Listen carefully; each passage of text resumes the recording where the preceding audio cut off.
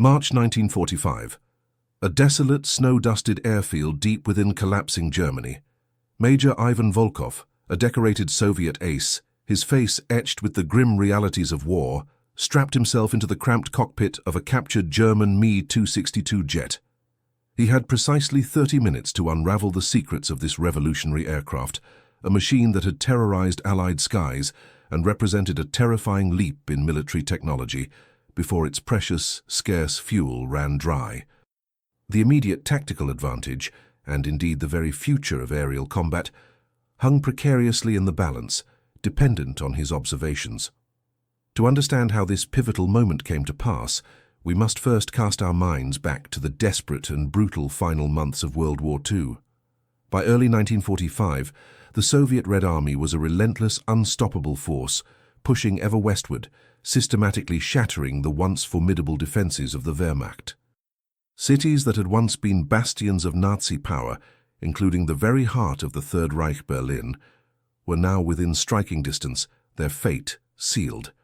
The vast, oppressive empire that had plunged Europe into darkness was crumbling, its defeat a foregone conclusion. Yet even in the throes of its final, agonizing collapse, Germany, fueled by a desperate, almost fanatical drive for technological superiority, continued to unveil engineering marvels. These Wunderwaffen, or wonder weapons, born of an almost suicidal desperation, threatened to prolong the conflict, to inflict further untold suffering, and to potentially alter the strategic landscape, however briefly. Among these formidable creations was the Messerschmitt Mi-262 Schwalbe Swallow, a name that would forever be etched into the annals of aviation history as the world's first truly operational jet-powered fighter aircraft. Its sudden, terrifying appearance in the skies had sent shockwaves through the Allied air forces, who, despite their overwhelming numerical superiority, were still operating propeller-driven aircraft, machines that suddenly seemed antiquated in comparison. The Mi-262 was not merely an incremental improvement. It represented a monumental leap in aviation technology, capable of achieving speeds that far exceeded anything the Allies possessed, rendering their best fighters almost obsolete in a direct, head-on engagement. Its twin Junkers Jumo 04 axial-flow turbojet engines, a marvel of engineering for their time, propelled it to speeds exceeding 870 kilometers per hour, a velocity that allowed it to dictate the terms of engagement, to strike with impunity, and to escape almost at will. For the Soviets, whose ground forces bore the brunt of the war, capturing and thoroughly understanding this machine was not merely an academic exercise or a matter of scientific curiosity. It was a profound strategic imperative, essential for developing effective countermeasures, and more importantly, for preparing their own air force for the inevitable future of aerial warfare. The jet age had arrived, and the Soviets needed to be ready. The capture of an intact Mi-262 was an exceptionally rare and invaluable prize, a stroke of immense fortune in the brutal calculus of war. As Soviet forces relentlessly advanced across the vast plains of Eastern Europe, they frequently encountered German airfields that had been either hastily abandoned or thoroughly destroyed, their precious advanced aircraft either sabotaged beyond repair or flown away in a desperate attempt to preserve them. But then, near a small nondescript village in what was once the heart of East Prussia, a vigilant Soviet reconnaissance unit stumbled upon a miraculous find. A Mi-262, surprisingly undamaged, its sleek, menacing form resting silently on a forgotten airstrip, its fuel tanks incredibly still partially filled. The intelligence officers who were immediately dispatched to the scene instantly recognized the monumental significance of this discovery. This was not just another piece of enemy hardware, another captured trophy of war. It was a precious, tangible window into the future of aviation, a blueprint for the next generation of combat aircraft. The aircraft was swiftly secured, its every component meticulously guarded, and then, with immense care and logistical effort, it was transported to a makeshift forward airbase, hastily established closer to the front lines. There, Soviet engineers and aviation specialists, a dedicated team of brilliant minds, swarmed over it. Their eyes alight with a mixture of awe and scientific curiosity.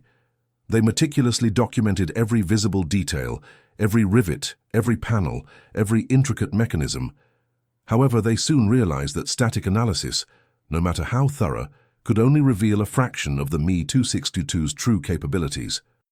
To truly comprehend its performance envelope, its strengths, its weaknesses, and crucially its operational quirks, it needed to fly. The challenge, however, was immense, almost insurmountable. The Mi-262 was a notoriously complex machine, its early jet engines temperamental, prone to sudden, catastrophic failures, and requiring highly specialized maintenance. Fuel, a specific type of aviation kerosene, was scarce, a precious commodity in the war-torn landscape, and spare parts were utterly non-existent. A single flight, a solitary opportunity, was all they could realistically afford, a one-shot chance to glean its secrets. The mission, fraught with peril and immense responsibility, was assigned to Major Ivan Volkov, a pilot whose reputation preceded him, renowned not just for his impressive tally of combat kills, but for his exceptional technical understanding, his analytical mind, and his almost legendary nerves of steel. He had flown every type of Soviet fighter, pushed them to their absolute limits, and against all odds, always brought them back. This mission, however, was fundamentally different. This was an alien machine, a potent symbol of the enemy's advanced ingenuity, now for a fleeting, critical moment under Soviet control. Major Ivan Volkov was not merely a pilot, he was a living legend among his peers, a figure of quiet authority and immense respect. Born in 1918 in a small, unassuming village nestled near the historic city of Smolensk, his childhood unfolded against the backdrop of the Soviet Union's ambitious and often brutal program of rapid industrialization. He joined the Komsomol, the Communist Youth League, and like countless other ambitious young men of his generation, he found himself irresistibly drawn to the burgeoning field of aviation, a symbol of progress, power, and national pride. Volkov graduated with distinction from the prestigious Kachin Military Aviation School in 1939, a pivotal year that saw Europe teetering on the brink of another devastating global conflict. He earned his wings flying the rugged, if somewhat antiquated, Polikarpov Focus 16s during the early, brutal, and often desperate days of the Eastern Front.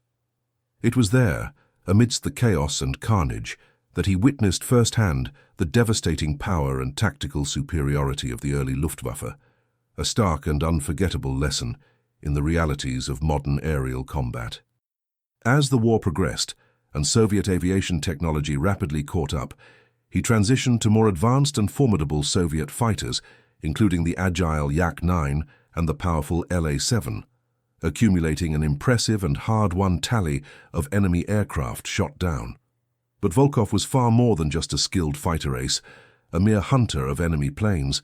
He was an astute observer, a meticulous analyst of aerial combat, a man who thought deeply about the mechanics of flight and engagement.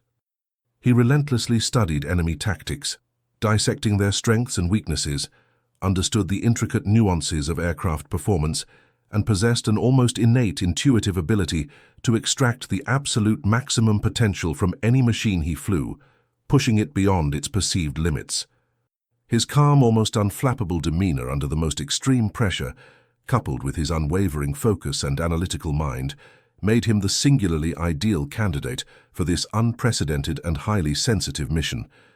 He understood with chilling clarity the immense risks involved, but he also grasped with equal clarity the immense strategic value of what he was about to undertake. His personal courage was matched only by his intellectual curiosity. Ivan Volkov's journey to the cockpit of an Mi-262, a machine that represented the cutting edge of enemy technology, began not in the war-torn skies of 1945, but much earlier, rooted in his formative years. His early life in the Smolensk region, a land scarred by history, instilled in him a deep, almost spiritual connection to the vast, fertile land and a fierce, unyielding sense of duty to his homeland. The Soviet Union, in the transformative decade of the 1930s, was a nation utterly captivated by aviation, viewing it not just as a military necessity, but as a powerful symbol of its industrial might, its scientific prowess, and its triumphant march towards a communist future. Young Ivan, his imagination ignited by the mesmerizing sight of biplanes gracefully soaring overhead, their engines a distant hum against the vast sky, dedicated himself with unwavering resolve to joining this new elite cadre of aviators. His academic performance was nothing short of exceptional, particularly in the demanding fields of mathematics and physics. Subjects he instinctively understood were absolutely crucial for mastering the intricate complexities of flight. At the prestigious Kachin Military Aviation School, a crucible for future aces, he distinguished himself not only through his raw, natural flying skill, but also through his profound theoretical knowledge and his insatiable intellectual curiosity. Instructors, seasoned veterans themselves, frequently noted his methodical and systematic approach to learning, his remarkable ability to dissect and comprehend complex aerodynamic principles, and his relentless, almost obsessive pursuit of perfection in every aspect of aviation. He willingly spent countless grueling hours in the workshops, his hands grimy with grease, meticulously understanding the inner workings of engine mechanics, the structural integrity of airframe construction, and the precise calibration of armament systems. This foundational hands-on knowledge, often overlooked by pilots more singularly focused on combat, would prove to be an invaluable asset throughout his career. He learned, through diligent study and practical application, to anticipate precisely how an aircraft would behave under the most extreme stress, how to coax every last ounce of performance from a struggling engine, and how to identify subtle, often hidden, structural weaknesses that could mean the difference between life and death. His comprehensive training emphasized not just the act of flying, but the profound understanding of the machine itself, viewing it as a seamless, natural extension of the pilot's own will and intellect. The brutal, unforgiving crucible of the Eastern Front, a theater of war unlike any other, forged Volkov into a truly formidable combat pilot, tempering his skills with the harsh realities of survival. From the desperate, heroic defense of Moscow, where the fate of the Soviet Union hung by a thread, to the relentless, grinding advance towards Berlin, he faced the full, unbridled might of the Luftwaffe, a highly professional and deadly air force. He began his combat career flying the nimble Polikarpov 116, a rugged but increasingly outmatched fighter in the early, desperate years of the war. It was in this aircraft that he learned the brutal, often fatal lessons of survival against the technically superior German Bf-109s. He adapted with astonishing speed and ingenuity, developing innovative tactics that cleverly leveraged the I-16's tight turning radius, forcing the faster Messerschmitts into close-quarters dogfights, where his aircraft could gain an advantage. Later, as Soviet aviation technology advanced, he transitioned to the more powerful and capable Yak-9 and La-7 fighters, becoming a relentless and highly effective hunter of enemy aircraft. He honed his gunnery skills to an almost surgical precision, often closing to dangerously short ranges to ensure a definitive kill, a technique that not only minimized ammunition waste, but maximized the impact of his attacks. Volkov was officially credited with numerous aerial victories, a testament to his skill and courage, but he never spoke of them with boastful pride or arrogance. Each downed enemy aircraft for him was not merely a statistic. It was a testament to his skill, yes, but also a grim, somber reminder of the war's immense, unbearable cost in human lives. He first caught a fleeting glimpse of the Mi-262 in late 1944, a terrifying blur against the vast sky, leaving a distinctive trail of smoke and a profound sense of awe and dread in its wake. He knew, with an almost prophetic certainty, that a new, terrifying era of air combat had dawned, and that the Soviet Union, if it was to survive and thrive, desperately needed to understand this revolutionary technology. From that moment on, he meticulously studied every intelligence report, every grainy photograph, every captured German document pertaining to the jet, preparing himself, both mentally and intellectually, for an encounter he knew, deep down, was not just possible, but inevitable. Now, in the stark, unforgiving landscape of March 1945, that theoretical encounter had become a chilling, urgent reality. The opportunity, a singular chance to confront the future, had finally arrived, stark and urgent. The Mi-262, a potent symbol of German technological prowess, A machine that had once inspired fear and awe now sat before him, a captured enigma, its secrets waiting to be unlocked. His years of meticulous study, his hard-won combat experience, and his innate, almost preternatural understanding of aircraft were all converging on this single critical moment. The 30-minute window, a race against time and dwindling fuel, was not merely a test of his flying skills. It was a profound challenge, a high-stakes gamble to unlock the deepest secrets of the jet and to translate its deadly potential into actionable, vital intelligence for the Red Air Force, intelligence that could save countless lives and shape the future of aviation. The instructions for Major Volkov's flight were meticulously clear, yet they were simultaneously fraught with an almost unbearable degree of inherent dangers and complexities. The primary objective, articulated with stark precision, was to assess the Mi-262's fundamental flight characteristics, specifically its blistering acceleration, its dizzying top speed, its impressive climb rate, and its overall maneuverability, all to be accomplished within the unforgiving strictures of the 30-minute fuel limit. He was explicitly ordered to avoid any aggressive or extreme maneuvers that could potentially overstress the airframe, which was of unknown structural integrity, or, more critically, risk an engine flameout, a notoriously common and terrifying problem with the nascent temperamental jet technology of the era. The Jumo 04 engines, the very heart of the Mi-262's revolutionary power, were notoriously sensitive to rapid or abrupt throttle movements, demanding an almost impossibly delicate and nuanced touch from the pilot. A sudden, ill-judged increase or decrease in power could in an instant lead to a catastrophic compressor stall, effectively transforming the powerful jet into a heavy, unpowered glider, plummeting silently from the sky. Furthermore, the aircraft's complex systems and instrumentation were entirely labeled in German, a language Volkov understood only superficially. This forced him to rely on hastily translated placards, scribbled notes, and his own profound intuitive understanding of general aircraft controls, a testament to his adaptability. There was no experienced ground crew familiar with the Mi-262's intricate nuances, no established emergency procedures, no safety net whatsoever. This was a profoundly solo venture into the terrifying unknown, a high-stakes gamble where a single tiny miscalculation, a moment of hesitation, could lead to immediate disaster, the loss of a priceless intelligence asset, and potentially his own life. The captured jet represented not merely a piece of enemy hardware, a trophy of war, but a potential blueprint, a critical stepping stone for the Soviet Union's own burgeoning aviation future. Its loss at this critical juncture would be an immeasurable strategic setback. Volkov, his senses acutely heightened, settled into the Mi-262's surprisingly cramped cockpit, the unfamiliar array of controls and gauges feeling both alien and exhilarating beneath his gloved hands.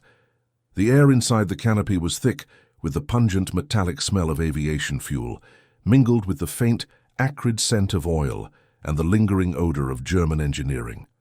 He ran through the pre-flight checklist with a practiced, almost ritualistic precision, a mental translation of German labels to their Russian equivalents, his mind a whirlwind of technical data and potential scenarios.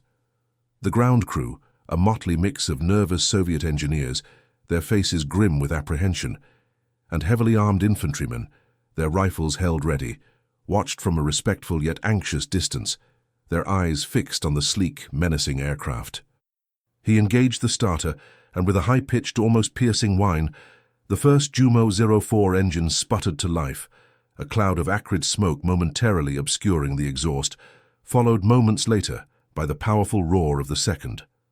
The sound was utterly unlike any propeller engine he had ever heard, a deep, resonant, almost primeval hiss that vibrated through the very airframe, a symphony of raw, untamed power. He taxied slowly, with meticulous care, feeling the immense, unfamiliar weight of the jet beneath him, its nose wheel tracing a deliberate path on the uneven runway. At the very end of the makeshift runway, a strip of hastily repaired concrete, he paused, taking a deep, steadying breath, his gaze sweeping across the horizon. 30 minutes. That was all he had. He pushed the throttles forward, gently, deliberately, his touch as light and precise as a surgeon's. The Me-262 surged forward with an almost terrifying yet exhilarating force, accelerating with a power that pressed him firmly back into his seat, the G-forces momentarily stealing his breath. The runway rushed past, a blur of concrete and snow, faster than he was accustomed to in any propeller-driven aircraft. With a smooth, practiced motion, he pulled back on the stick, and the jet, with an almost effortless grace, lifted into the cold, clear March sky, leaving the war-torn Earth behind. Once airborne, suspended between the Earth and the vast, indifferent sky, Volkov immediately began his methodical, systematic evaluation of the Me-262's performance.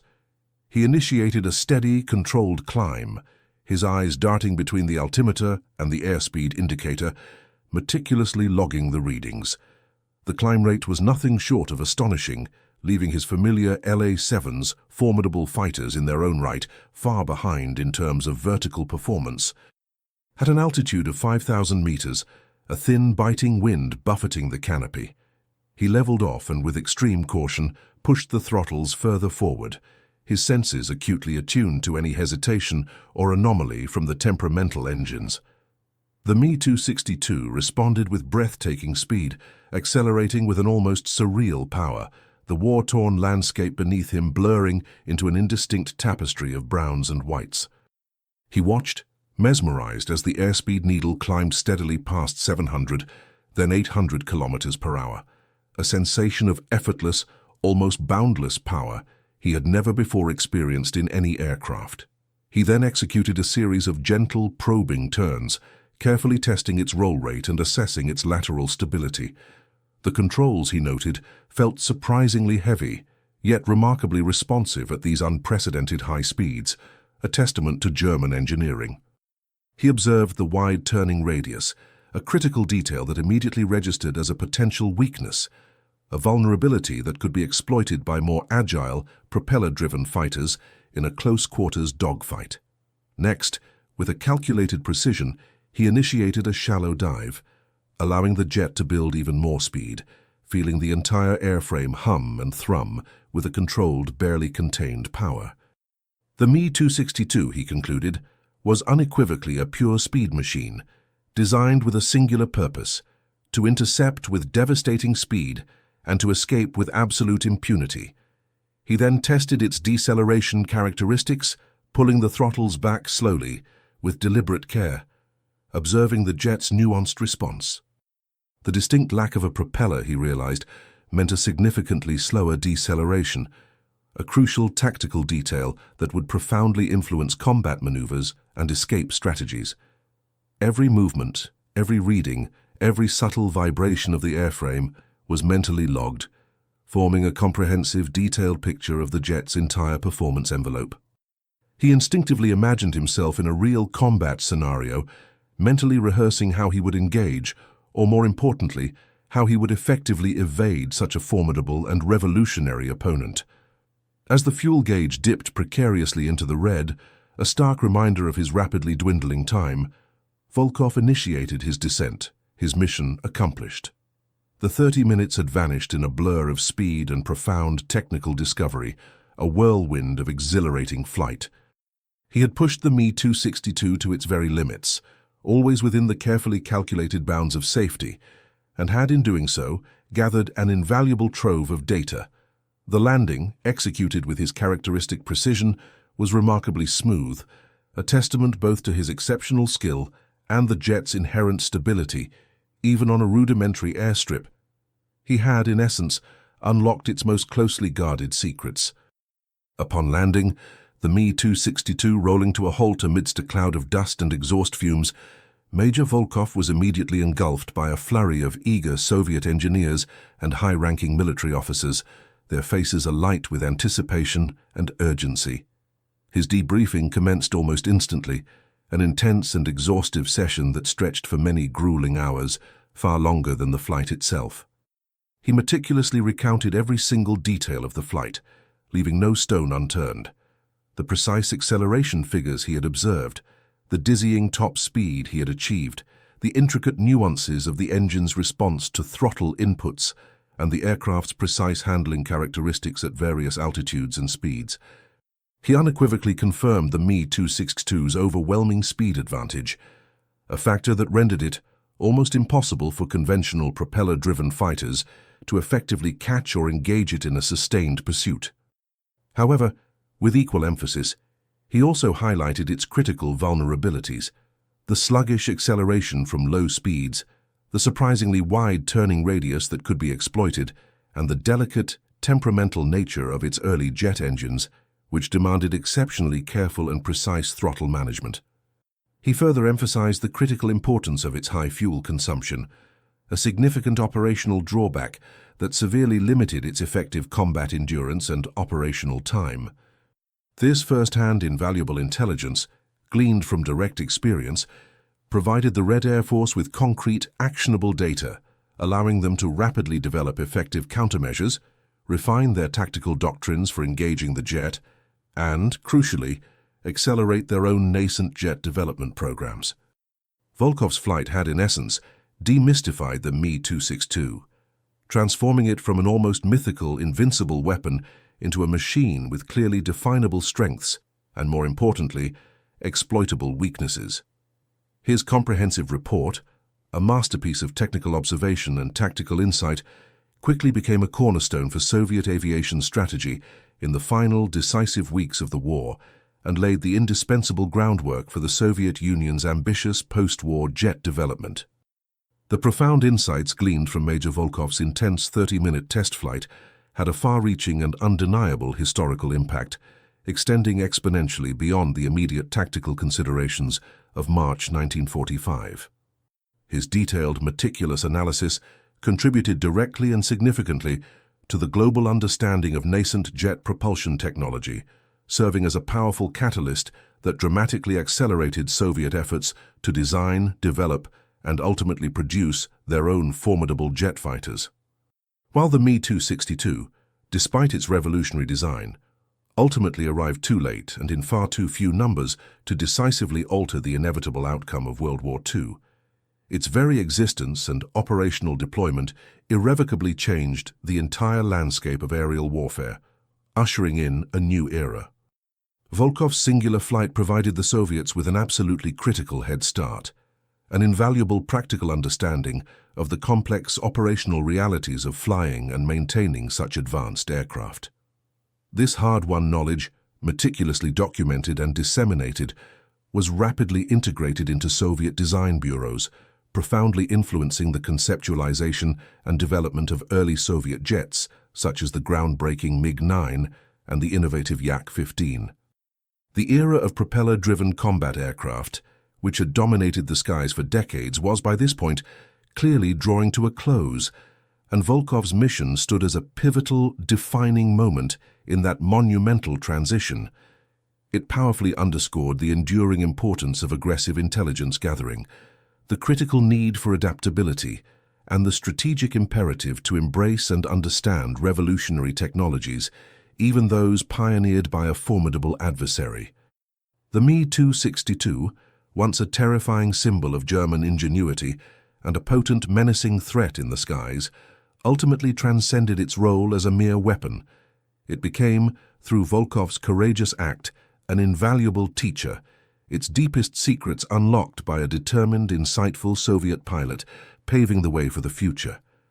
After the war, Major Ivan Volkov, his reputation as a brilliant pilot and astute technical mind firmly established, continued his distinguished career within the rapidly expanding Soviet Air Force. His unparalleled expertise in test flying, combined with his profound, almost intuitive understanding of advanced aircraft design and performance, made him a natural and indispensable fit for the burgeoning jet age. He seamlessly transitioned from a decorated combat pilot to a leading, highly respected test pilot, playing an absolutely crucial and often understated role in the development and rigorous evaluation of the Soviet Union's very first generation of indigenous jet fighters. He contributed significantly to the exhaustive flight testing of the iconic MiG series, meticulously ensuring their optimal performance, their inherent reliability, and their combat effectiveness. Volkov's contributions, though frequently conducted behind the scenes and often unheralded in public, were absolutely instrumental in firmly establishing the Soviet Union as a formidable and technologically advanced air power in the complex, tense geopolitical landscape of the post-war era. He eventually retired from active service, with numerous well-deserved honors and accolades, his legacy firmly cemented not only by his impressive tally of combat victories, but, perhaps even more significantly, by his pivotal, transformative role in bridging the monumental technological gap between the propeller and jet eras of aviation. The extraordinary story of Major Ivan Volkov and his intense 30-minute encounter with the Mi-262 is far more than a mere tale of wartime intelligence or a thrilling aerial escapade. It stands as a powerful testament to the boundless capacity of human adaptability, the unwavering courage of individuals, and the relentless, insatiable pursuit of knowledge, even in the most perilous circumstances. In the profound chaos and ultimate collapse of a once mighty empire, a single determined pilot, armed with immense courage, a keen intellect, and an unshakable resolve, confronted the very future of aerial combat head-on. He masterfully transformed a terrifying weapon of war, a symbol of enemy prowess, into a profound lesson, a critical blueprint for the future, demonstrating with undeniable clarity that truly understanding an adversary's strengths, their technological innovations, and their operational nuances is, in fact, the very first and most crucial step towards effectively overcoming them. His flight, a brief but intensely significant encounter, illuminated a clear path for an entirely new era of aviation, proving conclusively that even the most deadly and revolutionary innovations can be meticulously deciphered, thoroughly understood, and ultimately, with enough ingenuity and determination, surpassed.